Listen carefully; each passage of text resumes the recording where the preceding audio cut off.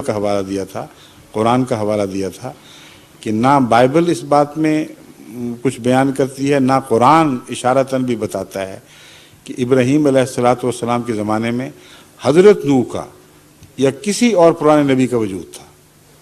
اب ایک طرف قرآن کہتا ہے کہ 950 سال عمر تھی، دوسری طرف کہتا ہے کہ ابراہیم علیہ السلام حضرت نوح کے متبعین میں سے تھے، اور تیسری طرف اشارتاً بھی ان کے وجود کا ذکر نہیں کرتا۔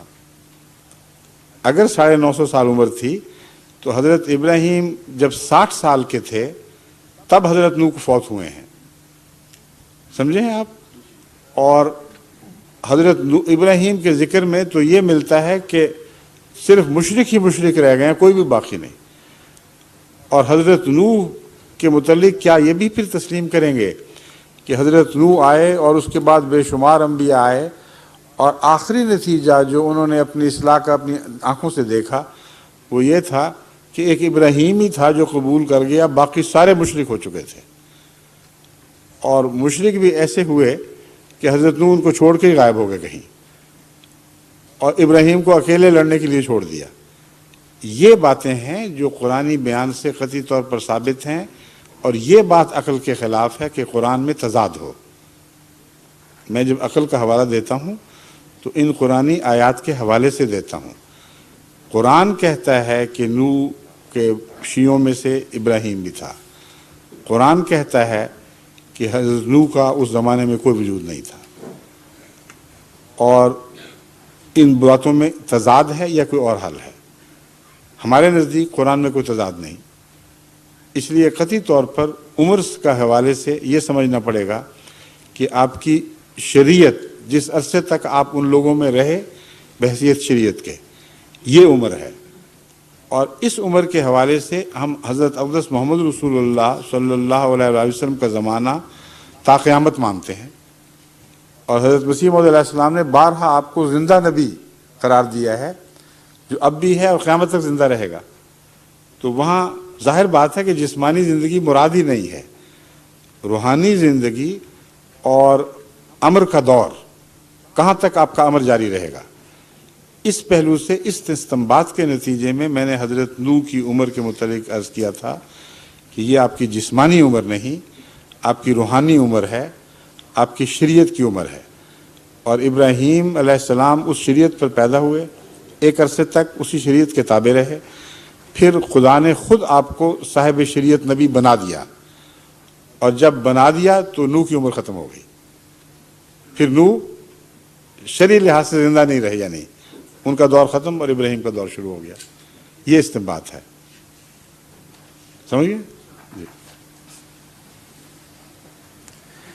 اللہ تو آیت یہ ہے ان من شیعتہ لابراہیم، حضرت نوح کے ذکر کے بعد الصافات آیت 84 اللہ تعالیٰ فرماتا ہے، نوح کا ذکر اس سے پہلے گزرا ہے، وَإِنَّ مِن شِيَّتِهِ لَإِبْرَاهِيمَ، کہ اس کے شیعوں میں سے ابراہیم بھی تھا۔ یہ لفظ شیعان علی جو ہے نا، یہی لفظ ہے جو وہاں استعمال ہوا ہے، یعنی متبعین۔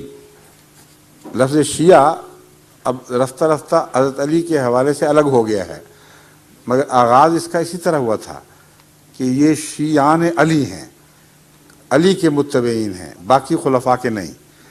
تو یہاں اللہ تعالیٰ حضرت ابراہیم کو حضرت نوح کا متبع قرار دے رہا ہے، جس کا مطلب ہے اس وقت تک آپ کی شریعت زندہ تھی، اور ابھی پورے 950 سال نہیں ہوئے تھے۔ حضرت نوح کی زندگی کا کوئی ذکر نہیں کرتا۔ میرا صرف کہنے کا صرف یہ مقصد تھا جی، کہ اللہ پاک اور قرآن پاک ایک یقین کی بات ہے، ایک مکمل یقین ہے ہمیں جو کہ قرآن پاک میں لکھا ہوا ہے، کامل یقین ہے، کامل یقین ہے۔ میرا صرف یہ مطلب تھا کہ ہم اپنی عقل یا تعویل سے اس کو آگے پیچھے نہیں کر سکتے، آگے پیچھے نہیں کر سکتے، جیسے حضور مگر نے فرمایا استنباط کر سکتے ہیں۔ استنباط کا حکم ہے۔ اب قرآن کریم میں لکھا ہوا ہے کہ مرد عورتوں کا لباس ہیں، عورتیں مردوں کا لباس جی ہیں۔ بالکل۔ اگر میں یہ کہوں کہ لباس سے مراد یہ ہے کہ ان ایک دوسرے کی پردہ پوشی کرنی چاہیے، ایک دوسرے کا تن ڈھانکنا چاہیے، بدن سے چمٹا ہوا ہوتا ہے لباس، اندرونی رازوں سے واقف ہوتا ہے، اس کو شہرت نہیں دینی چاہیے، تو کوئی کہے کہ لباس لکھا ہوا ہے، آپ آگے پیچھے کیوں کرتے ہیں؟ یہ تو درست بات نہیں ہے. نہیں وہ تو اگر میں یہ کہوں کہ قرآن کریم میں لکھا ہوا ہے کہ عورتیں تمہاری کھیتیاں ہیں، جی بالکل. تو کوئی ہل اٹھا کے چل پڑے کہ میں ہل کر دوں، ہل چلا دوں کہ عورتوں پر، تو جائز ہوگا؟ کوئی کہے گا نہیں یہ تو درست نہیں. کیوں؟ قرآن کریم میں لکھا ہوا ہے، میں کیوں مضمون آگے پیچھے کروں؟ قرآن کریم کے مضمون سمجھنے کی کوشش کرنا خود قرآن کے تابع ہے. اور قرآن کریم فرماتا ہے کہ یہ وہ کتاب ہے جس میں کچھ متشابہات ہیں، کچھ ایسی آیتیں ہیں جن کا مفہوم پوری طرح ہر شخص کی سمجھ سے بالا ہوتا ہے. کچھ محکمات ہیں، محکمات کی کتابیں متشابہات کو سمجھو. اور یہ علم اللہ تعالیٰ ان کو عطا کرتا ہے جن کو خدا نے یہ صلاحیت بخشی ہوتی ہے اور جن کی رہنمائی فرماتا ہے. تو وہ لوگ جو خدا سے رہنمائی پاتے ہیں، اس سے فیض پا کر قرآن کے مضامین کو سمجھ سکتے ہیں، وہ کسی حکم کے تابع یہ کام کرتے ہیں. یہ جو آیت ہے نا 950 سال والی، یہ باقی آیات کے مقابلے پر متشابہ بن جاتی ہے، ورنہ قرآن میں تضاد دکھائی دے گا. اس وجہ سے مجبوری ہے، ورنہ یہ دشمن یہ کہے گا کہ عجیب کتاب ہے. ایک طرف کہتی ہے کہ حضرت نوح 950 سال تک زندہ رہے، دوسری طرف ابراہیم کے ذکر میں سب کو غیر مومن قرار دے دیتی ہے. اور حضرت نوح بیٹھے کیا کر رہے تھے؟ وہ مومن نہیں رہے تھے. اکیلے ابراہیم کس طرح دنیا میں مومن ہو گئے؟ یہ مسئلہ ہے جو قرآن میں تضاد دکھاتا ہے.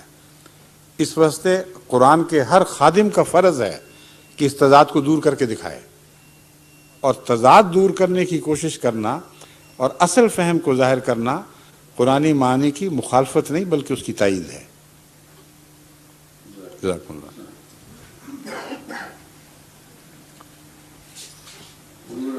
سوال کرنا چاہتے ہیں ڈاکٹر انصار صاحب. جی تشریف لائیں. وہ پیچھے بیٹھے ہوئے تھے، یہاں آگے نہیں تشریف لائے جی انہوں نے یہ بعد میں سوال کیا. ہیں؟ بعد میں سوال. کہاں سے ہیں ڈاکٹر انصار صاحب؟